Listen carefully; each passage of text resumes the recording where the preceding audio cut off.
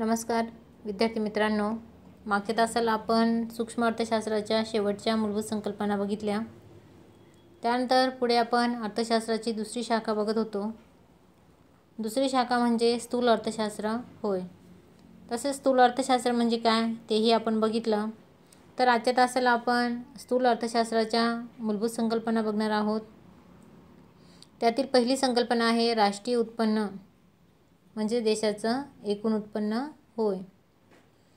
बघा की अर्थशास्त्रामध्ये किंवा आर्थिक सिद्धांतात राष्ट्रीय उत्पन्न या संकल्पनेला महत्त्वाचं स्थान प्राप्त झालेलं आहे। राष्ट्रीय उत्पन्न हा समग्रलक्षी म्हणजे स्थूल अर्थशास्त्राचाच एक अभ्यास विषय म्हणून ओळखला जातो। म्हणून बघा की राष्ट्रीय उत्पन्न ही संज्ञा किंवा संकल्पना राष्ट्रीय लाभांश, राष्ट्रीय उत्पादन व राष्ट्रीय खर्च या अर्थाने देखील वापरली जाते।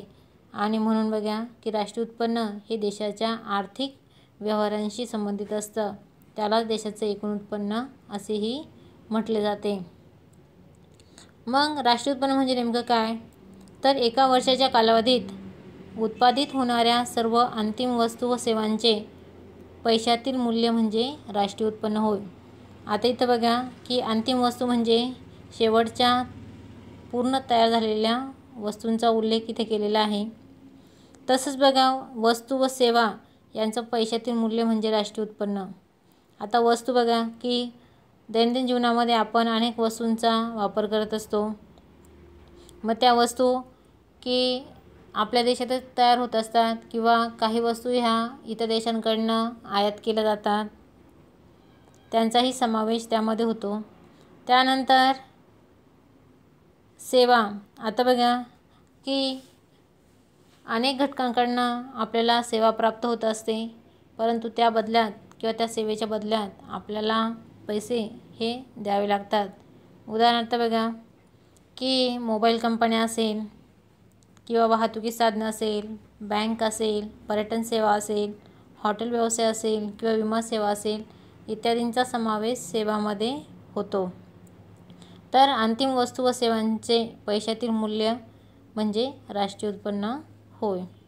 त्यानंतर पुढे आपल्याला परत एक व्याख्या दिलेली आहे की एका आर्थिक वर्षात अर्थव्यवस्थेमध्ये उत्पादित झालेल्या अंतिम वस्तू व सेवांची बाजारभावानुसार केलेली गणना म्हणजे राष्ट्रीय उत्पन्न होय। त्यानंतर बघा की राष्ट्रीय उत्पन्न समिती जी आहे तर त्याने सुद्धा राष्ट्रीय उत्पन्नाची व्याख्या केलेली आहे। तर या सर्व व्याख्यांपैकी तुम्ही कोणतीही एक व्याख्या किंवा सर्व व्याख्या तुम्ही लक्षात ठेवू शकता। तर राष्ट्रीय उत्पन्न समितीने व्याख्या केली की राष्ट्रीय उत्पन्न म्हणजे एखाद्या विशिष्ट कालखंडात उत्पादित करण्यात आलेल्या अंतिम वस्तू व सेवांची दुहेरी गणना टाळून केलेलं मापन होय। आता बघा की राष्ट्रीय उत्पन्नाचं मापन करताना फक्त अंतिम वस्तू व सेवांचं मूल्यच गृहीत धरलं जातं। म्हणजेच बघा की वस्तू तयार करण्यासाठी लागणाऱ्या कच्च्या मालाचं मूल्य किंवा किंमत यामध्ये धरली जात नाही। उदाहरणार्थ बघा की साखरेचं मूल्य विचारात घेत असताना किंवा निश्चित करताना ऊसाचं म्हणजे कच्च्या मालाचं मूल्य विचारात घेतलं जात नाही, कारण साखरेच्या किमतीमध्येच ऊसाचं मूल्य किंवा किंमत ही मोजलेली असते। म्हणजेच बघा की वस्तू तयार करण्यासाठी जो कच्चा माल किंवा इतर खर्च लागतो तो सर्व पकडूनच शेवटी त्या वस्तूंची किंमत ही ठरवली जाते। आणि त्यामुळे बघा की राष्ट्रीय उत्पन्न म्हणजे की एखाद्या विशिष्ट कालखंडात उत्पादित करण्यात आलेल्या वस्तू व सेवांची दुहेरी गणना टाळून केलेलं मापन होय। त्यानंतर बघा की पुढे आपल्याला पुढची संकल्पना दिलेली आहे बचत। आता बघा की बचत म्हणजे उत्पन्नाचा असा भाग जो भविष्यातील गरजा पूर्ण करण्यासाठी सध्याच्या उपभोगाचा त्याग करून शिल्लक राहतो, त्यास बचत असे म्हणतात। बघा प्रत्येक व्यक्ती काम करत असते, कष्ट करत असते आणि त्याच्या मोबदल्यात त्याला उत्पन्न किंवा वेतन मिळत असतं आणि त्या उत्पन्नाचा किंवा वेतनाचा सर्वच्या सर्व भाग तो खर्च करत नाही, तर त्यातील काही भाग किंवा काही रक्कम ही बचतीच्या स्वरूपामध्ये तो राखून ठेवत असतो। तर भविष्यामध्ये काही घटना घडत असतात किंवा समस्यांना सामोरे जावं लागत असतं आणि त्यासाठी पैशांची मोठ्या प्रमाणावर गरज असते आणि त्यामुळे बघा प्रत्येक व्यक्ती आपल्या उत्पन्नाचा काही भाग हा बचतीच्या स्वरूपामध्ये राखून ठेवत असतो. म्हणजे बघा की बचत म्हणजे उत्पन्नाचा असा भाग जो चालू उपभोगावर खर्च केला जात नाही, म्हणजे चालू गरजांवर तो खर्च केला जात नाही, तर तो राखीव म्हणून ठेवला जातो. त्यानंतर पुढची संकल्पना आहे गुंतवणूक. आता बघा बचतीतून भांडवलाची निर्मिती होते आणि भांडवलाचा वापर पुन्हा उत्पादन प्रक्रियेसाठी गुंतवणुकीच्या स्वरूपात केला जातो. बघा की व्यक्तीचं उत्पन्न, आता व्यक्तीचं उत्पन्न अतिशय कमी असेल तर त्यातून बचत होऊ शकत नाही, परंतु व्यक्तीचं उत्पन्न दिवसेंदिवस जर वाढत गेलं तर त्यातून बचत ही मोठ्या प्रमाणावर होऊ शकते. म्हणजेच बघा व्यक्तीच्या उत्पन्नाचा काही भाग बचतीच्या स्वरूपात ठेवायला सुरुवात केली तर त्याचं रूपांतर पुढे भांडवलामध्ये होऊ शकतं. म्हणजेच बचतीचं रूपांतर भांडवलात होणे म्हणजे की जमा केलेला पैसा ती व्यक्ती एखाद्या उद्योगात, व्यवसायात किंवा पुढील उत्पादनासाठी तो वापरू शकतो आणि उत्पादनात मोठ्या प्रमाणावर भांडवल लावलं तर उत्पादनामध्ये मोठ्या प्रमाणावर वाढ होते, म्हणजे उत्पादन हे वाढतं आणि उत्पादन वाढल्यामुळे त्या व्यक्तीचं उत्पन्नही वाढायला सुरुवात होते. म्हणजे बघा व्यक्तीचं उत्पन्न वाढलं त्यातून त्याची बचत वाढते, बचत वाढली त्यातून भांडवल निर्मिती होते आणि भांडवल ही गुंतवली जाते आणि गुंतवल्यामुळे त्या उत्पादनात, व्यवसायात मोठ्या प्रमाणावर वाढ होते आणि उत्पादन वाढल्यामुळे परत त्या व्यक्तीचं उत्पन्न हे वाढत राहतं. म्हणजेच केली गेलेली गुंतवणूक ही मग त्या उद्योगातील यंत्रसामग्री असेल, उपकरणे असेल तर यामध्ये ती रक्कम गुंतवली जाते. त्यानंतर पुढची संकल्पना आहे बघा की व्यापार चक्र. आता बघा की अर्थव्यवस्थेत घडून येणाऱ्या आर्थिक चढउतारामुळे जे व्यापारात बदल घडून येतात त्यांना व्यापार चक्र असे म्हणतात. आता बघा की व्यापार चक्र हे प्रामुख्याने आर्थिक क्रियांमधील चढ उतारामुळे निर्माण होतात. आता आर्थिक क्रिया म्हणजे काय ते आपल्याला बघायचं आहे. तसंच बघा की चढ उतार म्हणजे काय तेही आपण बघू. तर चढ उतार म्हणजे काय, आता चढ उताराला तेजी व मंदी असं म्हटलं जातं. यातील तेजी म्हणजे काय तर बघा जेव्हा अर्थव्यवस्थेमध्ये तेजी असते तेव्हा किंमत पातळीमध्ये सतत वाढ होत जाते, त्याला तेजी असं म्हटलं जातं. आणि मंदी असणं म्हणजे की सातत्याने किंमत पातळीमध्ये घट होत जाते, त्याला मंदी असे म्हणतात. तर तेजी आणि मंदी या दोन्हीही संकल्पना महत्त्वाच्या आहे, लक्षात ठेवा तुम्ही. त्यानंतर पुढे बघा की तुम्हाला माहीत आहे का असं पुस्तकामध्ये एक कोष्टक दिलेलं आहे आणि त्यामध्ये त्यांनी दिलेलं आहे की व्यापारातील चक्रीय बदलांमुळे निर्माण होणाऱ्या बेकारीस चक्रीय बेकारी असं म्हटलं जातं. आत्ताच आपण बघितलं बघा की तेजी आणि मंदी, आणि या तेजी आणि मंदीमुळे बघा की चक्रीय बेकारी किंवा बेरोजगारी ही निर्माण होत असते. आता मग चक्रीय बेकारी किंवा बेरोजगारी म्हणजे काय ते आपल्याला बघायचं आहे. तर बघा अर्थव्यवस्थेमध्ये तेजीनंतर मंदी येते आणि मंदीनंतर पुन्हा तेजी येते. म्हणजेच बघा की किंमत पातळीमध्ये मोठ्या प्रमाणावर वाढ होते, तसंच किंमत पातळीमध्ये मोठ्या प्रमाणावर घटही होते. मग आता या तेजी मंदीमुळं चक्रीय बेरोजगारी किंवा बेकारी कशी निर्माण होते ते आपण बघू. तर बघा की तेजीनंतर मंदी येते आणि मंदीनंतर पुन्हा तेजी येते. आता बघा मंदीच्या काळामध्ये की वस्तूंची मागणी कमी होत जाते, वस्तूंना मागणीच येत नाही, त्यामुळे काय होतं की उत्पादन तसंच पडून राहतं आणि त्यामुळे उत्पादकाचा, व्यावसायिकाचा नफा हा आपोआप कमी होत जातो. नफा कमी झाल्यामुळे गुंतवणुकीचं प्रमाण कमी होत जातं आणि त्यामुळे उद्योगधंदे हे बंद पडतात आणि उद्योगधंदेच बंद पडले तर कामगारांना कामावर ठेवलं जात नाही, त्यांना कामावरून कमी केलं जातं. तर मंदीच्या काळामध्ये की कामगारांना बेरोजगारीला सामोरे जावं लागतं. तर पुन्हा बघा की मंदीनंतर पुन्हा तेजीची लाट येते आणि ह्या तेजीमुळे पुन्हा रोजगाराच्या नवीन संधी लोकांना उपलब्ध होतात, लोकांना काम मिळतं, म्हणजेच वस्तूंना मागणी वाढते, उत्पादन वाढतं, नफा वाढतो आणि गुंतवणुकीचं प्रमाण वाढून उद्योगधंदेसुद्धा पुन्हा नव्याने चालू होतात. म्हणजेच बघा, तेजीनंतर मंदी व मंदीनंतर पुन्हा तेजी हे चक्र कायम चालू राहतं आणि त्यामुळे या बेरोजगारीला चक्रीय बेरोजगारी किंवा बेकारी असं म्हटलं जातं. हे चक्र, तेजी मंदीचं चक्र हे कायम फिरत राहतं आणि त्यामुळे त्याला चक्रीय बेरोजगारी असं म्हटलं जातं. त्यानंतर पुढे बघा की आपल्याला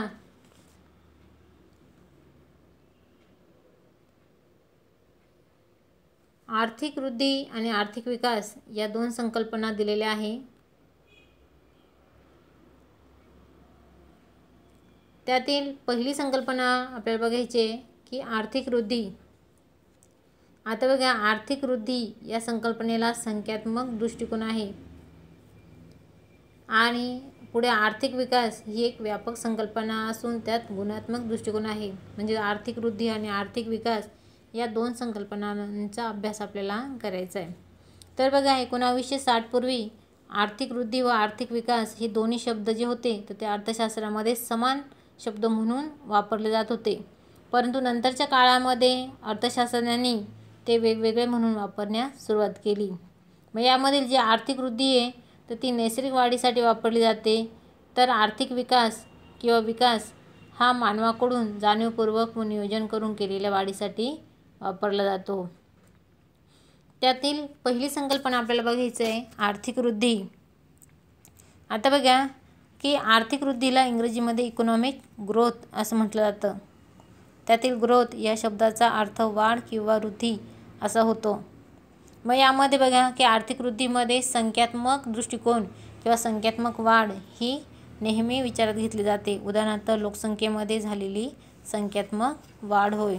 आपण बघतो की भारताची लोकसंख्या ही दिवसेंदिवस वाढत चाललेली आहे आणि 2011च्या जनगणनेनुसार भारताची लोकसंख्या ही 121.2 कोटी आहे आणि लोकसंख्येबाबत जगात आपल्या भारताचा दुसरा क्रमांक लागतो आणि चीन या देशाचा पहिला क्रमांक लागतो. तर आर्थिक वृद्धीमध्ये फक्त संख्यात्मक वाढीवर भर दिला जातो. मग ती लोकसंख्येतील असेल, उत्पादनातील असेल, उत्पन्नातील असेल, तर फक्त संख्यात्मक वाढ ही विचारात घेतली जाते. मग बघा की व्याख्या करताना आर्थिक वृद्धी म्हणजे काय, तर आर्थिक वृद्धी म्हणजे दीर्घकाळात देशाच्या वास्तव उत्पन्नात झालेली संख्यात्मक वाढ होय. म्हणजे बघा, इथे पण उत्पन्नात झालेली संख्यात्मक वाढच त्याने विचारात घेतलेली आहे. त्यानंतर पुढची संकल्पना आहे बघा की आर्थिक विकास. आता बघा की आधुनिक काळात आर्थिक वृद्धीपेक्षा आर्थिक विकास या दुसऱ्या संकल्पनेला महत्त्वाचं स्थान प्राप्त झालेले आहे. वृद्धीपेक्षा विकास महत्त्वाचा असून वृद्धी किंवा वाढ या शब्दाचा वापर संख्यात्मक वाढीसाठी, परंतु विकास या शब्दाचा अर्थ थोड्या वेगळ्या प्रकारचा असून की संख्यात्मक वाढीबरोबर येथे गुणात्मक वाढ सुद्धा विचारात घेतली जाते. मग बघा की आर्थिक विकास म्हणजे आर्थिक वृद्धीसोबत मानवाच्या कल्याणासाठी आवश्यक असणाऱ्या घटकांमध्ये गुणात्मक बदल घडवून आणणे होय. आता बघा, इथे आर्थिक विकास या शब्दाचा अर्थ सामान्य व्यवहारात की कोणत्याही व्यक्तीचं, वस्तूंचं, क्षेत्रांचं जुनं परंपरागत मागासलेलं स्वरूप जाऊन त्यामध्ये आधुनिक स्वरूप प्राप्त होणे म्हणजे विकास होय. त्यानंतर बघा की उदाहरण त्याने दिलेलं आहे, शिक्षण असेल, आरोग्य असेल इत्यादींचा यामध्ये समावेश होत जातो.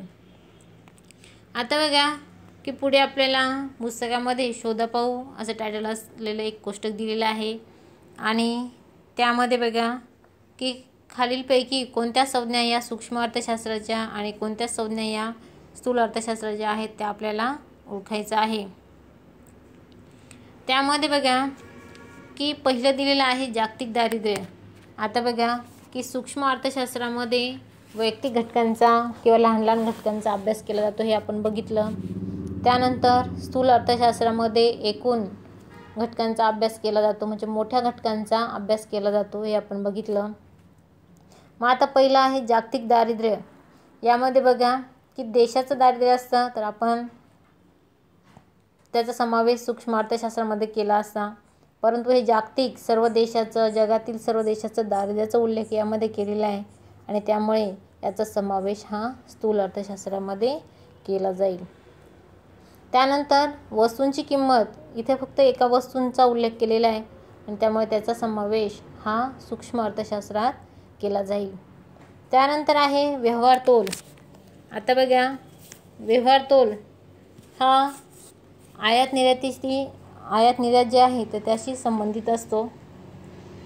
म्हणजे भारताचा जगातील सर्व देशांबरोबर जो व्यापार होतो किंवा जी आयात निर्यात केली जाते त्याचं एक एकत्रित रेकॉर्ड हे सरकारजवळ ठेवलं जातं आणि त्याला व्यवहार तोल असं म्हटलं जातं.